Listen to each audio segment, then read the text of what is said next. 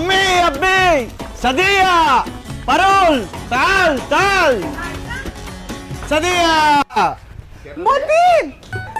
হায় আল্লাহ কেমন আছিস তুই? كيف اللوك أمي أبي من الرياب بدو وقت طويل جسمك زايد